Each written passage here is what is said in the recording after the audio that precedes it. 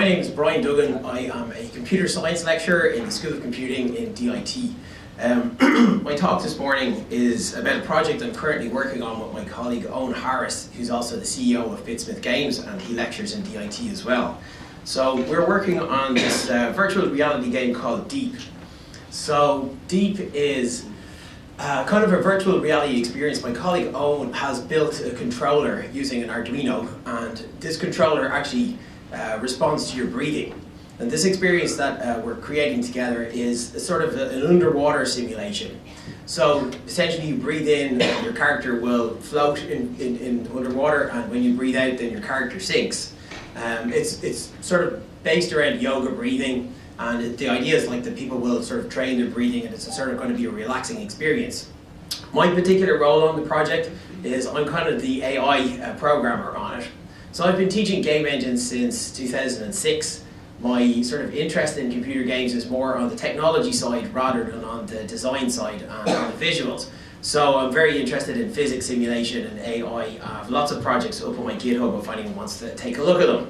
So this talk that I'm going to give today, I'm going to give a really quick overview on how the AI is working for the fish, and I'm going to have loads of demos. So please bear with me if I switch between demos and PowerPoint slides and back to demos, and if things don't work, just please be patient.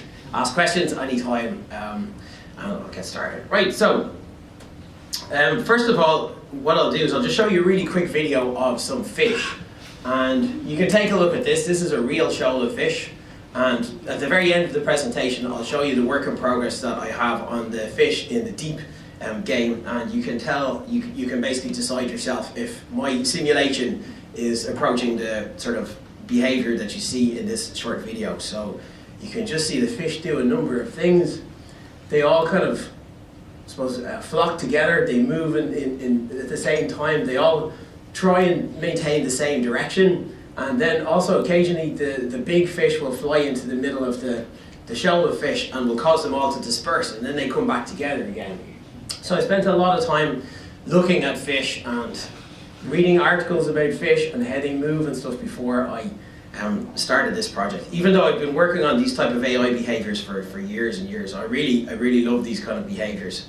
They're incredibly, I suppose, what's the word? They're magical to program, you know? There's a really magical moment when you're programming steering behaviors for autonomous agents when the fish suddenly flock for the first time, and it's a fascinating and magical moment. So the framework that I'm using to program these AI fish, they're called steering behaviours for autonomous agents. And these are basically a framework for controlling autonomous agents. There's sort of three layers of AI. There's the sort of high level decision making. In the middle there's this sort of there's the steering behaviours, and at the bottom end then you have what's called locomotion. And locomotion is basically the animations, you know, to make the things look like they move. But what steering behaviours for autonomous agents do is they sort of allow you to move things around the scene, to set up scenarios like tell your agent to start on one side of the scene, move to the other side of the scene, and if you happen to come in to contact with any obstacles along the way, well, just avoid them. And the autonomous agent has got to figure out its own obstacle avoidance and things like that. They're independent, so there's lots of different steering behaviours. But they can be combined together, so you can turn on stuff like separation, cohesion and alignment behaviours, and that's what really causes the flocking. They can be also prioritised, so you can do things like an obstacle avoidance steering behaviour has a higher priority than a seek steering behaviour, so that you don't want your agents to crash into the scene. You can also, for example, prioritise a flee behaviour, so if an enemy comes into the middle of the flock will just flee from the enemy and then will resume their flocking behaviour.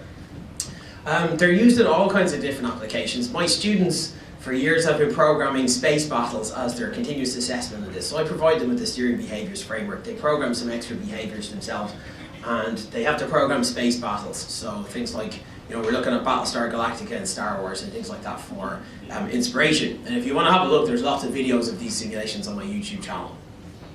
So steering behaviours were invented by this guy. He's called Craig Reynolds, and his original steering behaviours paper was published at the SIGGRAPH conference. If you're familiar with that, it's a big graphics conference in 1987, and it's cited over 5,000 times. So just in terms of academic publishing, it's a really important paper. And he gave a keynote at the GDC, the Games Developers Conference in 1999. I go to the Games Developers Conference most years, and there's always discussions and workshops about steering behaviours for autonomous agents. They're a really, really important concept in artificial intelligence for computer games. So I just have a couple of small videos. This first video is actually Craig Reynolds' original video from, I think it's 1987. And this is from his original kind of steering behaviours talks. He calls them boids in his paper, by the way. So I'll just show you, this is Craig Reynolds' original video from 1987 of his boids doing some flocking and avoiding some obstacles and things. So this, I guess, why, this is, you can see that these are quite fish-like already. So this is why I chose this framework to implement my AI for my fish in deep. So there they are, avoiding obstacles and flocking around the scene. And this is like a sphere-constrained behaviour. So this is just a short video as well. This is one of the first movies that actually made use of these steering behaviours. I think this was 1987 as well. So this is a really weird movie. You can look it up on YouTube if you want to watch the whole lot. I won't show the whole lot. It's called Stanley and Stella Breaking the Ice. And as far as I can figure out, it's about a fish that falls in love with a bird. And they have some sort of relationship in it. But one of the sort of major, notable features of this movie was the fact that all of these flocks were generated procedurally. There was no artist who positioned all the fish into their positions and got them to swim around. They actually procedurally swim around. So that's Stanley and Stella. So yeah, if you want, you can look at that on YouTube. It's only about 3 minutes long, but I think just in the interest of showing you some of the behaviours, I'll probably just cut that one off. Okay. So what is an autonomous agent? An autonomous agent maintains some state about itself, and it gets updated and drawn. You can enable and disable behaviours, and it can also sense its environment and respond. So this is different to something like, a rock or something which has just got state, but it can't respond to its environment. So this is an agent which knows its own speed and can perceive its environment as well. And this is the type of state, and this is exactly as you would imagine. An autonomous agent needs to know its position, it needs to know how fast it's going, it needs to know its mass. It has vectors which describe in which direction it's moving, what's its right vector, its up vector, and so on. And then some constraints like the maximum amount of force and the maximum amount of speed. And I'll just go through one of the behaviours. This is just a little bit of linear algebra which explains how the seek behaviour works. So the agent is travelling at a particular velocity, and you want to get your agent to move to a particular point in the scene. So the first thing that happens is you calculate the desired velocity. And the desired velocity, you can see it as that grey arrow in the diagram above, and it's the velocity that you would like your agent to move in an ideal world. You would like it to instantly change from its current velocity to its desired velocity, which is to travel to its destination at its maximum speed. And if you return the desired velocity minus the current velocity, what you get is a force which, over a number of frames, will push the agent towards its destination, and that's the seek steering behaviour. So now I will switch over, because I have loads of PowerPoint slides on steering behaviours, but I think much better if I actually show you these steering behaviours. So this is the first demo. I'll go through these steering behaviours really quickly. This is the seek steering behaviour. This is what it looks like.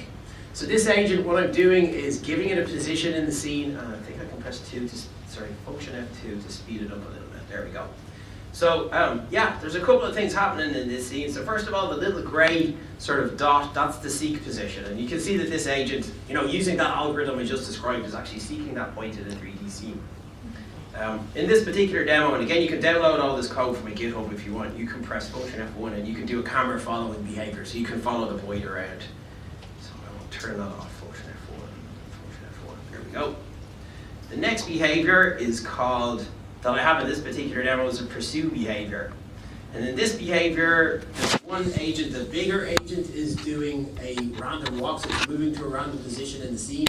The smaller guy is trying to anticipate its future position, so it uses a technique called dead reckoning, if you're familiar with that. So it's taking the speed of the speed that the smaller agent is traveling, the speed that the bigger agent is traveling, calculating how long it's going to take the smaller agent to get to the bigger agent, and using that to project forward a point in front of the bigger agent, and so the smaller agent is trying to intercept the bigger agent. So these are just some examples of the different behaviours that Craig Reynolds described in his original paper, and these are just implementations in Unity. This is a wander behaviour. The wander behaviour by itself, as described by Craig Reynolds, is kind of useless because the agent will just wander off the scene pretty quickly.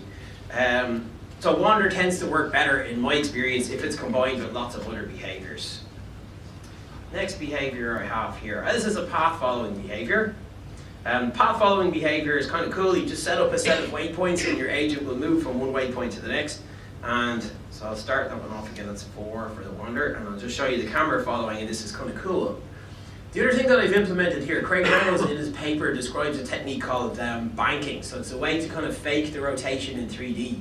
And this works really well for spaceships, but obviously not for natural things like fish, because things in nature, things don't really bank, right? And also this is kind of fake rotations as well. What basically happens is the agent is traveling along and some acceleration gets added to the agent's up vector, which causes it to sort of turn, and then once the agent stops accelerating, the turning stops. So you can see that that's what that looks like, and you get this really realistic behavior. Again, this is kind of how things are done in movies, right? Even space movies which have zero gravity tend to implement this banking technique. But it looks, that's how we expect things to fly around, so it looks pretty cool. So function F1, not function F1, 1 to turn off the camera following. Okay. Oh no, hang on, function F1 changes the camera mode. There we go. Next one, let's see, 5. Okay, this is actually just to show you how you can combine steering behaviors together. This is a really awesome steering behavior. It's called offset pursuit, and I'll actually turn on camera following for this because it's really cool. So what's happening in this particular scenario is the lead Boyd is implementing a seek behavior, so it is trying to get from one side of the scene to the other, but also it has an obstacle avoidance steering behavior turned on, and all of those little grey lines that you see are, kind of like feelers which get projected in front of each of the agents, and if they intersect with any of the obstacles, it'll calculate a lateral force, which will steer the object around the obstacle, and a braking force, and a lateral force which will steer it over and above the obstacles as well. All of those other agents are implementing an offset pursuit, so they will always try and stay in formation. And even when they go out of formation, they eventually will find their way back to their formation position. So this is like 3 or 4 different steering behaviors combined together, and you get this lovely. Oh, I'm pressing the wrong key here. I've set all this up myself. I should know what keys to press. So it's function F2 will change the speed. Yeah, there we go, and you can stop them all together. So they'll fly from one side of the scene to the other. So Craig Reynolds also described this behavior here, which is actually function F7. Turn off the camera following function F1. There we go. And F7 to level up the camera. Okay. So this is really the behavior that I'm going for with my fish. And what this is actually a number of different behaviors, right? What I'll do is turn off the debug drawing so you can see. Debug drawing is F6. So you can see what it looks like. All right. So what's happening with these agents is every agent is implementing like probably about 5 behaviors, and they get combined together. The behaviors are number 1, separation. So if an agent finds itself too close to one of the other agents, it will generate a force to push itself apart a little bit. The second behavior is called cohesion. So if the agents find that they're too far away from their neighbours, they will generate a force to push them closer to the centre of mass of their neighbours. And the last behavior is called alignment. So the agents will look and see what direction their neighbours are travelling, and they will try and generate a force to push them in the same direction. So this one also has the wander behavior turned on as well. And interestingly, when you combine these 3 behaviors together, you get this emergent behavior. So the cool thing about programming these is you don't actually program the flock, you just program the individual behaviors. The flock just happens by itself. So there's a kind of a magical moment where you realize your flock is actually flocking. They're also avoiding those kind of spherical obstacles as well. So that's steering behaviors for autonomous agents. If you want the code, you can get it on my GitHub, right? Now the last thing I'm going to show today is I just want to show a quick demo of the deep work in progress.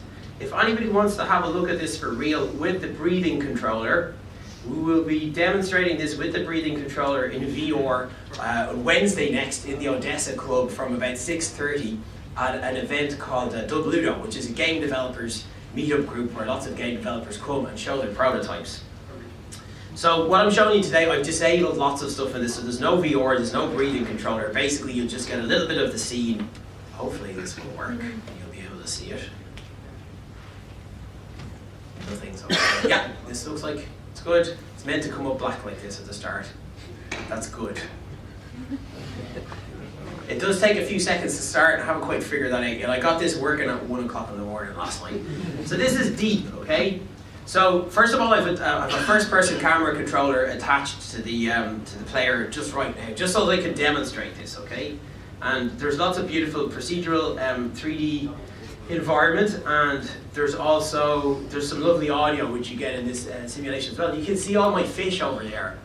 So these fish have another few behaviours. When you're in this simulation, you'll essentially start at that starting point. You're going to float down this little area down here. You breathe in and breathe out the whole time. Your character's going to move very slowly, and eventually you end up on this little area here, and you've got all these beautiful procedurally generated and procedurally drawn fish. So there's a few cool things happening here. First of all, they're all procedurally drawn. There's no 3D models, there's no sprites.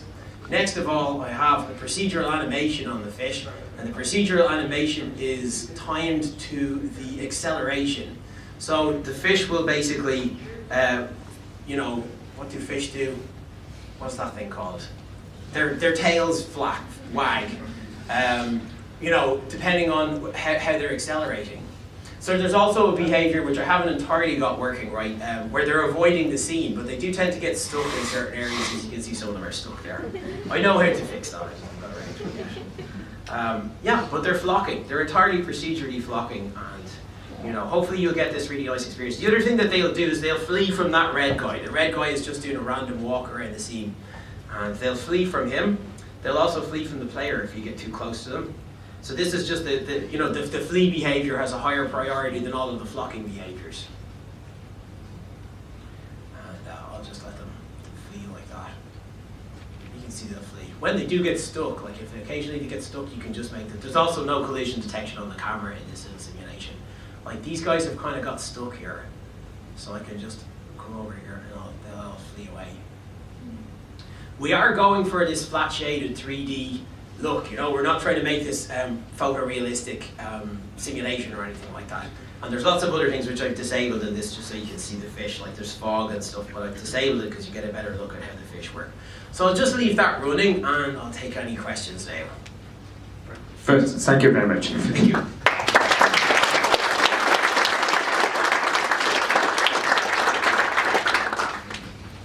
Any question? Yes. It's okay, I can just picture Okay, it. In the wandering behaviour, you said there's a lead fish. How does the lead fish get selected? So it depends. You program it. In the flocking, or no, the offset. That was the offset pursuit. Yeah. So I've just set it up. I've given one fish in the previous simulation. I gave one of the boys the behaviour to seek a point in the scene, and the other boys are offset pursuing that main boy. But they all have the obstacle avoidance one turned on.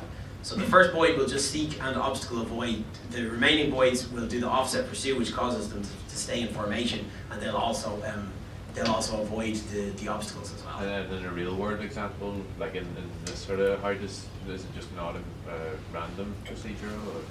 Yeah, so a real world example would be maybe if you think of airplanes flying in formation. One guy takes the lead and the other guys all take sort of, they stay in formation.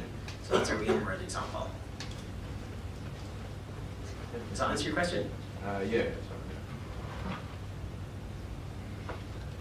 Anybody else want to ask me? Yeah. Was the same techniques used in Pixar's Finding Nemo, or?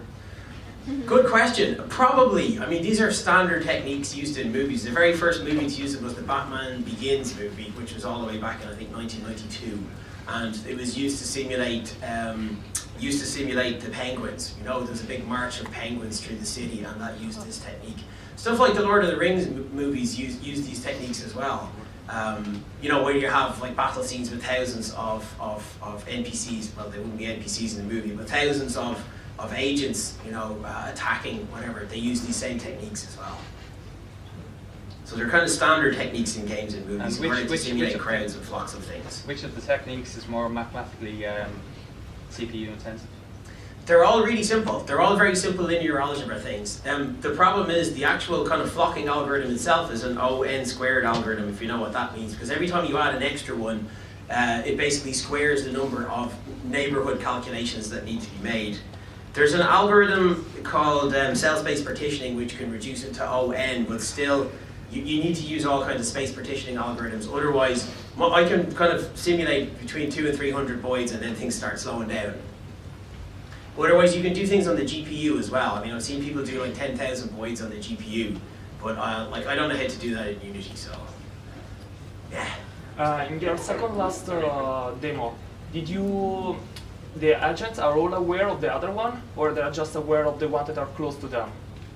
They're just aware of their neighborhoods. So you can get different effects by changing the neighbor distance. Like they will be more flocky depending on how big you make the neighbor distance.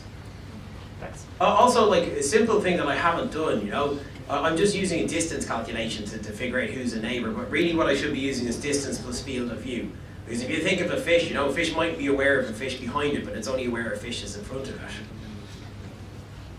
Do you think that this could be implemented with drones, real drones? Sorry, with what? Real drones. Oh, drones. Yeah, this is the same techniques was used for robotics as well. I mean, all of these steering techniques are used, you know, for robotics as well, yeah.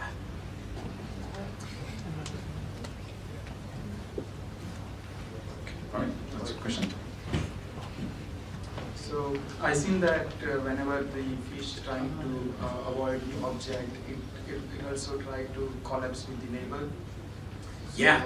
So like my question is that like instead of every fish trying, like they do have the nature of avoid the obstacles. Yeah. But like instead of having a focal point on the main object, why don't they just focus on the neighbors or the front of the one? So if the front try to avoid the object, the ones behind automatically do the object. Yeah, it gets very complicated. I mean, it's a problem I'll have to solve, you know. I kind of know tricks to, you know, to get it to do it. I mean, another way of simulating lots of voids would be to have maybe it's like 50% of the voids doing just an offset pursuit behavior. So they're just pursuing the void in front of them, and then maybe another 50% of the voids are actually doing the flocking. And I think you could probably, you know, hugely increase the number of voids that you do if you do that. And maybe the performance improve as well, because Yeah. not all of them are trying to avoid. Exactly. Yeah, definitely.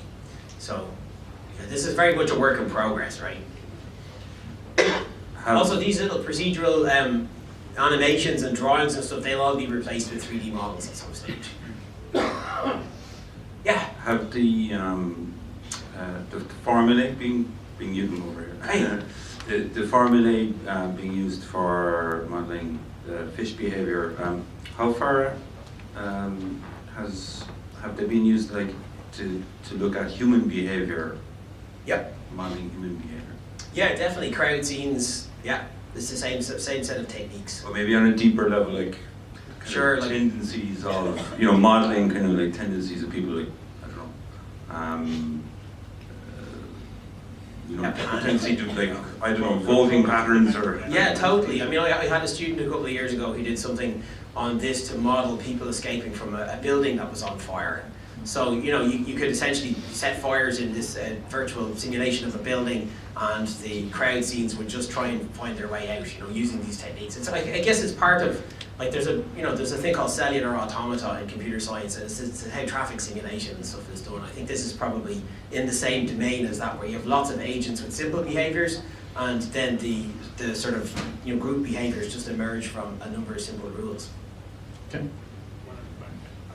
You've got multiple blocks there. Are those preset, or do they natively merge and split and become different in the same block, the same group? Yeah, exactly as you said. That's actually one flock, and depending on, you know, at some point they sometimes coalesce into one big group, and then, for example, when they discover an obstacle, some of them maybe will split off into two different directions. You know, some of them go this way, and then the flock kind of separates into two flocks. So it's entirely emergent. That's basically one flock, you know. And they'll all coalesce when they all find each other. And if you know, you'll get that as well. Like maybe one of the big red one will come and split up the flock, and they'll separate, and then at some later stage they'll all come back together again. Yeah, I'm just wondering, obviously you're making a game out of this, and I'm just wondering if you're looking, when you're assessing it and evaluating it, are you thinking of getting the users to do this on, let's say, a desktop or something that's not as immersive, and then trying more immersive experience and seeing if that affects them more, if it actually improves their performance and actually their feeling of relaxing, obviously. Sure. It seems like a fantastic idea. In that. Yeah, it's cool. I'm really happy Media to be Lab involved in Europe had something similar to this with sort of the brain scan of brainwaves years ago. I think it was warping a typewriter. Does that kind of come from those ideas, or? So I'd love to say this was my idea, but it wasn't. I mean, the fish is my thing, because I've been doing this game AI stuff for years, but the actual idea is my colleague Owen Harris. And I think he was doing meditation and yoga breathing techniques and kind of was inspired to build the controller. So he's invented this controller, which is, you know, you use basically to move around in 3D space, but it uses your breath to control, you know. So yeah, I think we're looking at, we haven't really thought of, you know, thought through the sort of use cases for this just yet, but I mean, if you come along on Wednesday and try it out, you'll instantly feel relaxed. It's a really, really lovely experience. And it's incredibly immersive. It's exactly what happens if you've ever done scuba diving. You know, there's lovely sound and stuff going on, so sound of bubbles, and you can hear the fish swishing around and things. But it's exactly if you've ever done scuba diving. You know, when you inhale, your buoyancy increases, so you float up, and when you exhale, your buoyancy decreases, so you sink. So Yeah. You were just saying that that's one flock, and then they behave as two. Then when they get separated, what happens if one gets left on its own somewhere? Yeah. It'll just do its behaviours. It will just do its wander behaviour. Oh, so it's wandered. Yeah, it'll just wander around and hope to find its friends again. So without the obstacles and the big red one, will they eventually just coalesce into one small pile? It's hard to say. I mean, it's kind of non-deterministic. You know, there's a fair bit of even the wander behaviour is kind of randomly. It's not entirely like just generate a random force. It's a little bit more complex than that. But you know, you can't really say. Like that big simulation that I showed you. I don't think they will. No, I think because sometimes the wander behaviour. Well, actually, they might. You know, I hadn't really thought it through. I think eventually they should. You know, because eventually they should end up in one big thing. There's nothing to separate them. So I think they should probably all coalesce into one big flock eventually. Yeah. Sorry, yeah, on that your breathing controller. Yeah. Have you thought about using it as a device for, you know, you could actually use it for somebody who's running, and as their breathing is monitored, they would control their acceleration. We hadn't, but thanks. Yeah, I might think about it. Yeah, something like that. Yeah. Merge with your fish idea, you could make them into zombies or something. Yeah, possibly. The breathing controller, it uses sort of conductive elastic, right? And so it expands, the conductive elastic expands and contracts. And so that's how we're able to tell whether you're inhaling or exhaling. It's surprisingly sensitive. I mean, it's really good. Just literally as you inhale and exhale, that's instantly translated into your behavior in the game, so it's really cool. But I don't know, we haven't really thought of other applications for it. I am very focused at the moment on looking at fish and trying to make my fish as realistic as possible. Okay, thank you very much, Brian. Just to remind everybody, on Wednesday, if you want to come and play with it, that's in the Odessa Club from 6:30. And if you want to, you can follow me on Twitter or find me at SKOOTER500. I have a YouTube channel and Twitter and all the rest of it. Thank you.